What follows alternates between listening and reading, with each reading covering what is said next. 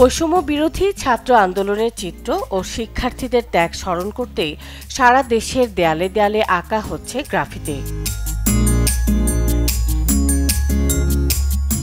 বাগেরহাটে বিভিন্ন স্কুল কলেজের শিক্ষার্থীরা স্বেচ্ছায় অংশ নিয়েছেন এই কাজে। ছাত্র আন্দোলনে জড়িতদের ত্যাগ মানুষের মাঝে স্মরণীয় রাখতেই এই উদ্যোগ বলছেন তারা। আমার ভাইয়ের রক্ত বৃথা যেতে দেব না, আমার বোনের রক্ত বৃথা যেতে দেব না, এই মন্ত্রে উজ্জীবিত হয়েই আমরা এসেছি।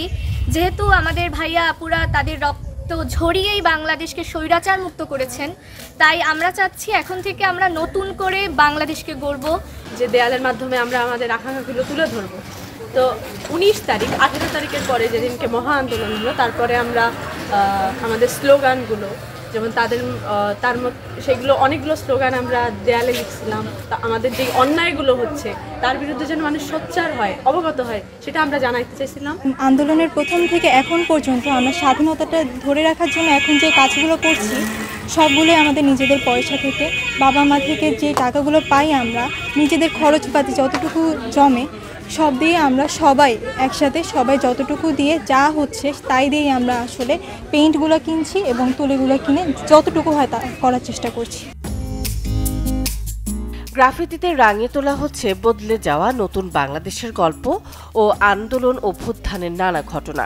শিক্ষার্থীরা ফুটিয়ে তুলেছেন বৈষম্য বিরোধী আন্দোলনে ছাত্র জনতার অর্জন।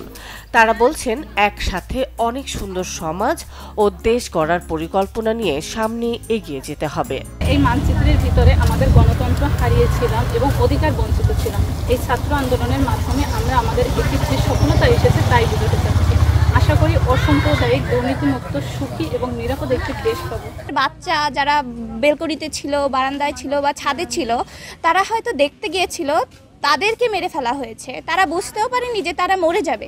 তারা হয়তো পরিস্থিতি দেখতে গিয়েছে, তাদের উপরে হঠাৎ গুলি লেগে গিয়েছে। এইটা নিয়ে সেই জন্য হচ্ছে গিয়ে আমরা এখানে আমাদের স্কুলের দেয়ালে তুলে ধরতে চাচ্ছি যে আমাদের সাথে কি হয়েছিল। পরবর্তী প্রজন্মের কাছে সমাজ বা রাষ্ট্রের কি চাওয়া সেটা তুলে ধরতেই শিক্ষার্থীদের এই উদ্যোগ। রক্তাক্ত জুলাই, সেই জুলাই মাস সম্পর্কেই লিখছে।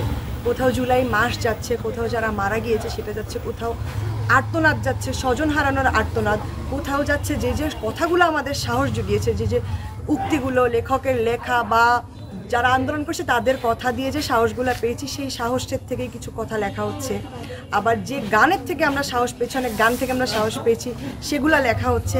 আমাদের পরবর্তী প্রজন্মের কাছে একটি চিহ্ন হিসেবে থেকে যায় যে আমরা এইভাবে হচ্ছে আমাদের নতুন স্বাধীনতাকে বরণ করেছি। এটি একটি উৎসব মুখর পরিবেশেই আমরা এরকম চিত্রাঙ্কন প্রতিযোগিতা আলপনার মাধ্যমে আমরা আমাদের নতুন স্বাধীনতাকে বরণ করে দিতে চাই। গ্রাফিতির মাধ্যমে পরবর্তী প্রজন্মের কাছে শিক্ষার্থীদের অবদান তুলে ধরার জন্যই এই উদ্যোগ নেওয়া হয়েছে। Desk report, channel 24।